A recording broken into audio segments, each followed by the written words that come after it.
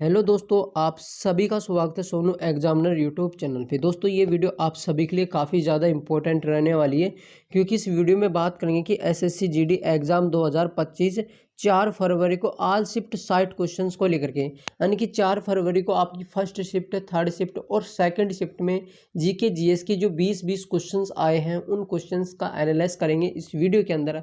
तो आप सभी दोस्त वीडियो के लास्ट तक जरूर बने रहना। अगर चैनल के ऊपर पहली बार आए तो चैनल को जरूर से सब्सक्राइब करके बेल आइकन को प्रेस कर लेना, जिससे कि आने वाली नेक्स्ट वीडियो का अपडेट सबसे पहले आपको मिले। तो चलिए दोस्तों, हम वीडियो को आगे की तरफ कंटिन्यू करते हैं।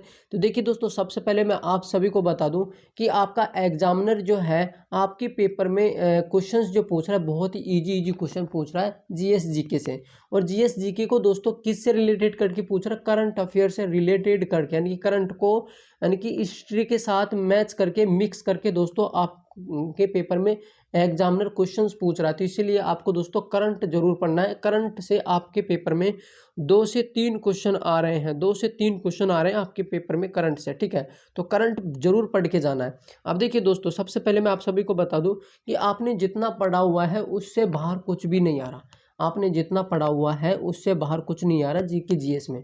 बट कुछ इंपॉर्टेंट फैक्ट बनेंगे, वो भी मैं आपको आगे चल करके बताऊंगा, जो कि आपकी आने वाली नेक्स्ट शिफ्ट के लिए काफ़ी ज़्यादा इंपॉर्टेंट बनेंगे यानी कि आपके जीके जीएस से अकॉर्डिंग, ठीक है। तो देखिए दोस्तों, सबसे पहले जो क्वेश्चन आपके पेपर में आया था वो ये वाला क्वेश्चन है, ठीक है, जो कि आपकी सेकंड शिफ्ट का क्वेश्चन है। सेकंड शिफ्ट में पूछा गया क्वेश्चन है कि बांग्लादेश का राजकीय धर्म क्या है। यानी कि बांग्लादेश का राजकीय धर्म क्या है? तो इस्लाम धर्म है। कौन सा दोस्तों? इस्लाम धर्म है। ये आपका पेपर में आया हुआ क्वेश्चन है। अगर आपने इस्लाम धर्म सेलेक्ट किया था ऑप्शन में, तो बिल्कुल आपका पेपर का क्वेश्चन सही होगा, ठीक है। चलिए नेक्स्ट क्वेश्चन के ऊपर चलते हैं, जो कि काफ़ी ज़्यादा इंपॉर्टेंट बनेगा। अब देखिए, हम बाकी अपने जो भारत के पड़ोसी राज्य हैं उनका भी दोस्तों राजकीय धर्म के बारे में बात कर लेते हैं, क्यों ना आने वाली नेक्स्ट शिफ्ट में यहीं से क्वेश्चंस बन जाए। अब देखो दोस्तों, अगर मैं नेपाल की बात करूं, नेपाल का राजकीय धर्म कौन सा है? तो नेपाल का राजकीय धर्म है हिंदू। अगर आपका श्रीलंका से रिलेटेड पूछे, श्रीलंका का राजकीय धर्म कौन सा है? तो बौद्ध धर्म, ठीक है, बौद्ध धर्म। भूटान का राजकीय धर्म पूछे, अगर आपका एग्जामिनर आपके पेपर में ये पूछ ले कि भूटान देश का राजकीय धर्म कौन सा है, तो उसका राजकीय धर्म हो जाएगा दोस्तों महानाय बौद्ध धर्म, ठीक है। अफगानिस्तान की बात करें तो अफगानिस्तान का राजकीय धर्म कौन सा है? सुन्नी इस्लाम, ठीक है। तो ये काफ़ी ज़्यादा इंपॉर्टेंट फैक्ट बनेंगे आपकी नेक्स्ट शिफ्टों के लिए, तो जरूर से इनको पढ़ के जाना है। चलिए दोस्तों, नेक्स्ट क्वेश्चन के ऊपर चलते हैं। नेक्स्ट क्वेश्चन के ऊपर चलते हैं, जो कि ये रिपीट है, ठीक है। अब ये क्वेश्चन आपके पेपर में आया हुआ है, फर्स्ट शिफ्ट में पूछा गया क्वेश्चन है। फर्स्ट शिफ्ट में जो कि क्या पूछा गया कि हरी क्रांति का संबंध किससे है? तो हरी क्रांति का संबंध दोस्तों कृषि क्षेत्र से है। ऑप्शन में कृषि क्षेत्र दिया हुआ था, और उसके अलावा और भी ऑप्शन थे, जो कि आपका टेक्नोलॉजी क्षेत्र, ठीक है। इस तरह से कुछ 4 ऑप्शन थे आपके पेपर में। अगर आपने दोस्तों कृषि क्षेत्र पे क्लिक किया है, कृषि क्षेत्र को सेलेक्ट किया था आपने, तो बिल्कुल आपके पेपर का क्वेश्चन सही है, ठीक है। अब देखिए, हरी क्रांति की मैं बात करूँ तो हरी क्रांति से सबसे ज़्यादा जो फायदा मिला था, गेहूं को फायदा मिला था, यानी कि गेहूं की फसल को, उसके बाद में दोस्तों धान की फसल को मिला था। और सबसे ज़्यादा जो बेनिफिट मिला था किस राज्य को मिला था, ये भी आपसे एग्जामिनर में पेपर में पूछ सकता है आपका एग्जामिनर। तो जो वो मिला था दोस्तों आपके पंजाब को, ठीक है, पंजाब को मिला था, ठीक है। तो ये भी आपको फैक्ट ध्यान में रखना है। इसके बाद दोस्तों हमें हरी क्रांति से संबंधित जो इम्पोर्टेंट फैक्ट बनते हैं उनसे जुड़ी हुई काफ़ी इंपॉर्टेंट बातें, उनको देख लेते हैं।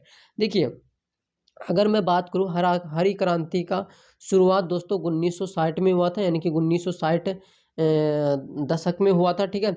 अगर उसके बाद हम बात करें कि हरी क्रांति का जनक भारत में किसे कहा जाता है, यानी कि भारत में हरी क्रांति का जनक के नाम से किसे जाना जाता है, तो ये स्वामीनाथन जी को जाना जाता है। और स्वामीनाथन जी को दोस्तों 2024 में क्या मिला था? भारत रत्न भी दिया गया है। 2024 में इनको भारत रत्न भी दिया गया था, मरो उपरांत भारत रत्न मिला था, ये भी आपको ध्यान में रखना है। इसके बाद दोस्तों अगर हम बात कर ले कि सबसे ज़्यादा जो फायदा हुआ था हरी क्रांति से, किसको हुआ था? तो आपका दोस्तों फसल को हुआ था, कृषि क्षेत्र को, ठीक है। और इसके अलावा दोस्तों हरी क्रांति को और किस नाम से जाना जाता है? तो ये काफ़ी ज़्यादा इंपॉर्टेंट बनेगा। क्रांति के नाम से भी जाना जाता है, नहीं कि कृषि क्रांति के नाम से भी इसे जाना जाता है। चलिए नेक्स्ट क्वेश्चन पे चले। अब नेक्स्ट क्वेश्चन आ गया आप सभी के सामने, यहाँ पर देखो, नेक्स्ट क्वेश्चन देखो दोस्तों यहाँ पे, पारुल परमार का संबंध किस खेल से है? तो इनका जो संबंध है किस खेल से है? भारतीय पैरा बैडमिंटन खेल से संबंधित है, जो कि कहाँ की रहने वाली है दोस्तों? उत्तर प्रदेश की रहने वाली है। यह आपकी दोस्तों थर्ड शिफ्ट का क्वेश्चन है, थर्ड शिफ्ट में आया हुआ क्वेश्चन है, ठीक है। इसके बाद दोस्तों नेक्स्ट क्वेश्चन पे चलते हैं। नेक्स्ट क्वेश्चन को देखिए यहाँ पे, साल 1919 के भारत सरकार अधिनियम के समय भारत के वायसराय कौन थे? तो कौन थे दोस्तों? इसका करेक्ट आंसर होगा लॉर्ड चेम्सफोर्ड। लॉर्ड चेम्सफोर्ड जो है, यानी कि 1919 के दशक में, यानी कि 1919 के दशक में भारत के क्या थे? वायसराय रहे थे, ठीक है। इसके बाद दोस्तों नेक्स्ट पॉइंट पे चले, तो नेक्स्ट पॉइंट पे यहाँ पर आ गए। अब देखो, अगर मैं बात करूँ, ये क्वेश्चन जो आया हुआ है आपके सेकंड शिफ्ट का क्वेश्चन है दोस्तों, सेकंड शिफ्ट का आया हुआ क्वेश्चन है, यानी कि 1990 के एशियाई खेलों में कौन सा नया खेल जोड़ा गया था? कौन सा नया खेल शामिल हुआ था? कौन सा नया खेल शामिल किया गया था 1990 के एशियाई खेलों में? अगर तो मैं बात करूँ यहाँ पर दोस्तों, आपका सॉफ्ट बॉल को किया गया था, फिर शेप को किया गया था, टाक्रो को भी दोस्तों शामिल किया गया था, और दोस्तों वुशु, कबड्डी और दोस्तों नौका, ये सारे के सारे दोस्तों फैक्ट आपके पेपर के लिए काफ़ी ज़्यादा इंपॉर्टेंट रहने वाले हैं। अब देखिए, इसके बाद दोस्तों हम नेक्स्ट पॉइंट पे बात कर लेते हैं। यहाँ पे देखिए, ये क्वेश्चंस आपके दोस्तों थर्ड शिफ्ट का क्वेश्चन है, थर्ड शिफ्ट में आया हुआ क्वेश्चन है। और इस क्वेश्चंस में क्या हुआ था कि ये हुआ था कि इस क्वेश्चंस में जो ऑप्शन थे ना दोस्तों, वो मैच कर रहे थे। तो आपको दोस्तों करेक्ट जो क्वेश्चंस था आपका, क्वेश्चंस का आंसर ये था, ये वाला, यानी कि दादरा और नगर हवेली। दादरा और नगर हवेली आपका करेक्ट आंसर था ऑप्शन का, सॉरी क्वेश्चंस का करेक्ट आंसर था। अगर आपने ये सेलेक्ट किया तो आपका क्वेश्चंस बिल्कुल सही है, ठीक है। अब क्वेश्चंस क्या है, क्वेश्चंस को पढ़ो। यहाँ पे देखिए, राष्ट्रीय बहुआयामी गरीबी सूचकांक, ठीक है, 2023 के मुताबिक प्रतिशत में सबसे अधिक गरीबी दर वाले केंद्र शासित प्रदेश कौन सा है? तो दोस्तों दादरा और नगर हवेली, ये आपका करेक्ट आंसर है, ठीक है। इसके बाद दोस्तों नेक्स्ट क्वेश्चन आपका ये वाला था, जो कि आपके सेकंड शिफ्ट का क्वेश्चन है दोस्तों, ये सेकंड शिफ्ट का और दोस्तों ये फर्स्ट शिफ्ट का भी है। 2 बार पूछा गया, पहली शिफ्ट में भी आया, दूसरी शिफ्ट में भी आया, पर अलग अलग तरीके से पूछा गया, यानी कि सेम टू सेम कॉपी नहीं किया गया था, अलग अलग तरीके से पूछा गया था, ठीक है। फर्स्ट शिफ्ट का तो दोस्तों ये सेकंड शिफ्ट का, फर्स्ट शिफ्ट में आया था वो अलग तरीके से आया था, ठीक है, सेकंड शिफ्ट में। अगर मैं बात करूँ प्रधानमंत्री रोजगार प्रोत्साहन योजना कब आई थी? तो ये दोस्तों आपका 9 अगस्त 2016 में आई थी, और किसके द्वारा लाई गई थी? प्रधानमंत्री पीएम नरेंद्र मोदी जी के द्वारा दोस्तों लाई गई थी, प्रधानमंत्री नरेंद्र मोदी जी की द्वारा, ठीक है।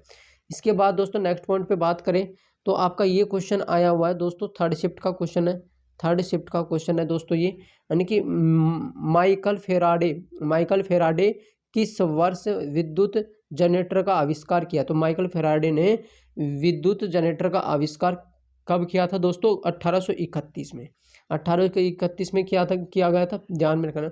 दुनिया का पहला इलेक्ट्रॉनिक जनरेटर है ये। आपका पेपर में फिर से, यानी कि नेक्स्ट शिफ्ट होंगी, उनमें दोस्तों पूछा जा सकता है कि दुनिया का पहला इलेक्ट्रॉनिक जनरेटर का आविष्कार किसने किया था? तो दोस्तों माइकल फेराडे ने किया था 1831 में, ठीक है। उसके बाद दोस्तों हम नेक्स्ट पॉइंट पे चलते हैं। अब देखिए, ये काफ़ी ज़्यादा इंपॉर्टेंट फैक्ट आपके पेपर के लिए, आने वाली नेक्स्ट शिफ्टों के लिए एग्जामिनर यहाँ से आपके पेपर में क्वेश्चंस बना सकता है, तो इनको भी पढ़ना बहुत ज़रूरी है। अब देखिए, अगर हम बात करें यहाँ पर न्यूट्रॉन की खोज किसने की थी? तो न्यूट्रॉन की खोज किसने की थी? जेम्स चैडविक ने की थी। प्रोटॉन की खोज किसने की थी? प्रोटॉन की खोज दोस्तों आपकी रदरफोर्ड ने की थी, ठीक है। उसके बाद इलेक्ट्रॉन की खोज किसने की थी? तो इलेक्ट्रॉन की खोज जेके थॉमस ने की थी, ठीक है। ये आपके पेपर के लिए काफ़ी ज़्यादा इंपॉर्टेंट है, और जो कि मैंने यहाँ पर डेट भी दे रखा है, यानी कि कब किया था दोस्तों? 1932 में दोस्तों आपका किसका खोज हुआ था? तो 1932 में न्यूट्रॉन की खोज हुई थी, चैडविक ने की थी, ठीक है, चैडविक ने की थी। प्रोटॉन की खोज दोस्तों 1909 में हुई थी, जो कि आपके दोस्तों रदरफोर्ड ने की थी, ठीक है। इसके बाद दोस्तों नेक्स्ट क्वेश्चन पे चलते हैं। ये तो दोस्तों आपके पेपर में काफ़ी ज़्यादा इंपॉर्टेंट क्वेश्चंस बन गया है, ठीक है। एसएससी का इतना फेवरेट क्वेश्चन बन गया है कि ये दोस्तों आपकी फर्स्ट शिफ्ट में आया, उसके बाद में दोस्तों आपका आज की शिफ्ट में भी आ गया, यानी कि आज की जो थर्ड शिफ्ट थी उसमें भी दोस्तों इसको लपेट दिया गया है। बताओ, मतलब क्या गजब क्वेश्चन है यार ये। अगर इस क्वेश्चन की बात करूँ तो देखिए, यहाँ पर इस क्वेश्चन को लेकर के तो इस क्वेश्चन का जो मैटर था वो इस तरह का था कि यानी कि आपकी जो पेपर लीक के मामले से संबंधित है, ये पेपर लीक का जो मामला है उससे संबंधित है। क्वेश्चंस क्या है, एंटी पेपर लीक कानून के अनुसार पेपर लीक मामले में दोषी पाए जाने वाले शख्स को कितने साल की सजा और कितने रुपए तक का जुर्माना देना होगा। तो ये दोस्तों आपका करंटली क्वेश्चन है, यानी कि करंट अफेयर का क्वेश्चन है। मैंने क्या कहा था, आपके पेपर में 2 से 3 क्वेश्चन डेफिनेटली करंट के पूछे जा रहे हैं, ठीक है। करंट को और किससे रिलेटेड करके, हिस्ट्री से रिलेटेड करके। अगर आपका करंट है इकोनॉमिक्स का है तो इकोनॉमिक्स से यानी कि बाकी जो फैक्ट है उनको मैच करके पूछा जा रहा है, मिक्स करके पूछा जा रहा है। दोस्तों क्या ही बताएं, यहाँ पर एग्जामिनर की खोपड़ी घूम जाती है, उल्टी हो जाती है, तो दोस्तों उनको मिक्स करके ही पूछ लेता है। अब देखो जो आपका इस क्वेश्चन का आंसर है दोस्तों 10 साल, और ऑप्शन में दोस्तों 10 साल दिया हुआ था। अगर आपने 10 साल को सेलेक्ट किया तो आपका ऑप्शन करेक्ट है, सही है, ठीक है, सही क्वेश्चंस है, ठीक है। उसके बाद दोस्तों 1 करोड़ का जुर्माना होगा, 1 करोड़ रुपए का, और 10 साल की सजा, ठीक है। ये आपके क्वेश्चंस का उत्तर है। नेक्स्ट क्वेश्चन पे आ गए। ये दोस्तों रिपीटेड क्वेश्चन है, रिपीट क्वेश्चन है।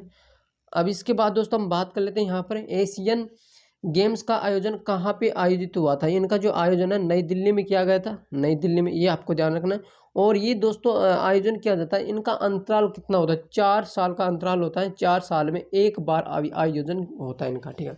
इनका जो आयोजन होता है, एशियन गेम्स का आयोजन होता है 4 साल में एक बार होता है। तो ये काफ़ी ज़्यादा इंपॉर्टेंट फैक्ट आपके पेपर के लिए ध्यान में रखना है।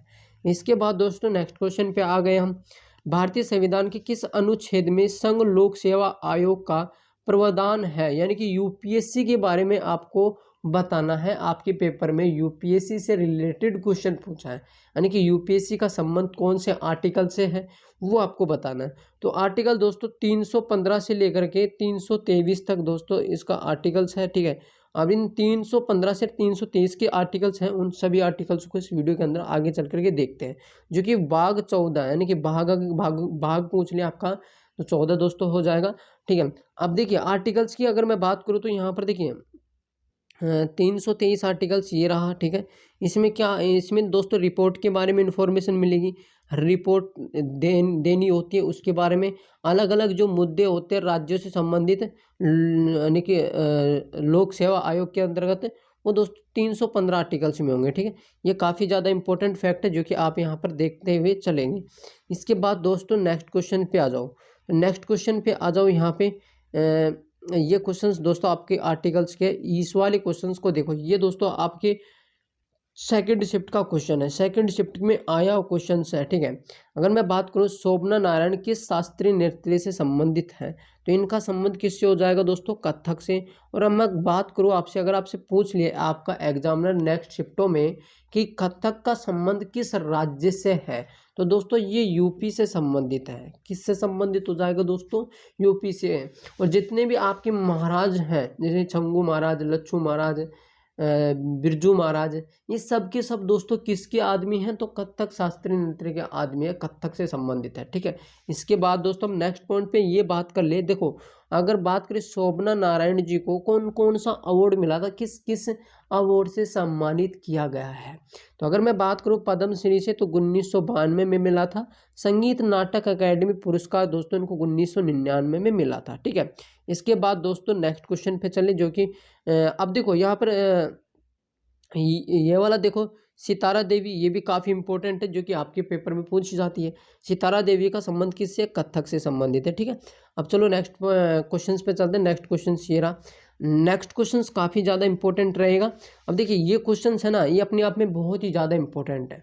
मैं क्यों कह रहा हूँ ऐसा, क्योंकि ये क्वेश्चंस दोस्तों आपके आज की फर्स्ट शिफ्ट में आया क्वेश्चन है, और दोस्तों इससे पहले जितने आपकी शिफ्ट हुई इसमें 3 बार रिपीट हुआ है, अलग अलग शिफ्ट में 3 बार पूछा गया। यानी कि फर्स्ट शिफ्ट में पूछ लिया, फिर दूसरे डे थर्ड शिफ्ट में पूछ लिया, और दोस्तों फिर आज पूछ लिया। इसका यार खाई मुकाबला है यार, मतलब एसएससी का इतना फेवरेट क्वेश्चन बन गया। चलो देखो इस क्वेश्चन को देखो, यहाँ पे निम्नलिखित में से कौन सा वेद जादू मंत्र और जादू टोना से संबंधित है, तो अर्थवेद कौन सा दोस्तों, अर्थवेद आपका करेक्ट आंसर होगा, ये आपको ध्यान में रखना है। इसके बाद अगर हम बात कर ले कि अध्याय कितने इसमें, तो अध्याय दोस्तों अर्थवेद में 20 होंगे, और शूद्रों की संख्या कितनी है दोस्तों, 731 होगी, ठीक है। और उसके बाद मंत्र की संख्या पूछे तो 5,987 दोस्तों मंत्र की संख्या है, ठीक है। अब दोस्तों नेक्स्ट क्वेश्चन पे चलते हैं। नेक्स्ट क्वेश्चन दोस्तों यहाँ पर देखो, ये क्वेश्चन है दोस्तों राहुल गांधी से संबंधित है। किससे? राहुल गांधी से संबंधित है। तो यानी कि आलू वाले से संबंधित है, आलू वाले बेचने वाले, ठीक है। अब देखो नेक्स्ट क्वेश्चन यहाँ पर देखो, अगर नेक्स्ट क्वेश्चन की मैं बात करूँ, कलिंग नेत्र किस राज्य का है? तो कलिंग नेत्र जो है दोस्तों आपका उड़ीसा के, उड़ीसा राज्य से संबंधित है। यानी कि उड़ीसा राज्य में होने वाला एक लोक नृत्य है, काफ़ी ज़्यादा फेमस है उड़ीसा में, ठीक है।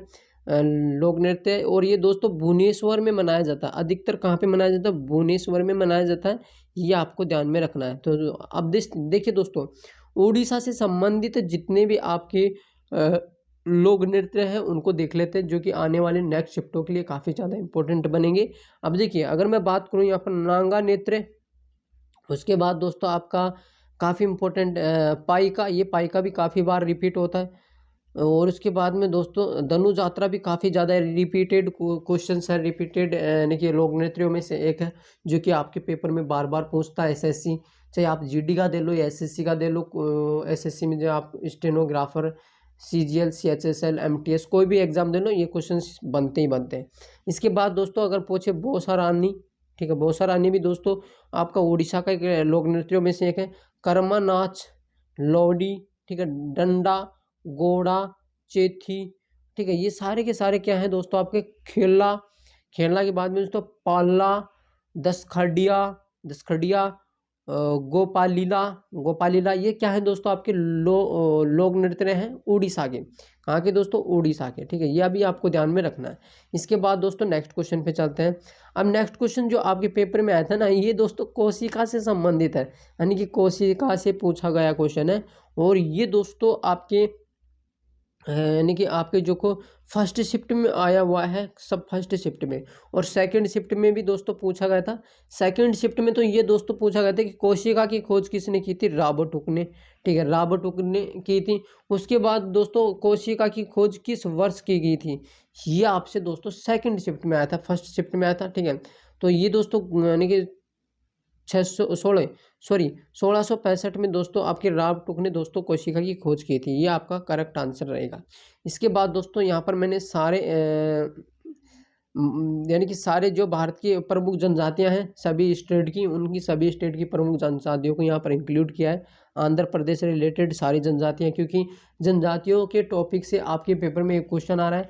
और उसके बाद अगर मैं आपको बताऊं तो आपके पेपर में जो क्वेश्चंस बन रहा है वो दोस्तों कहाँ से बन रहे हैं? आपके योजनाओं से रिलेटेड, और आपके मुख्यमंत्रियों से रिलेटेड करंट से 2 से 3 क्वेश्चन आपके पेपर में आ रहे हैं। इन टॉपिक को बहुत डिटेल से आपको पढ़ना है और देख के जाना है। रिपीटेड क्वेश्चंस आते हैं यहाँ से, और दोस्तों आपके पेपर में बार बार इस यानी इन टॉपिक से क्वेश्चन बन रहे हैं।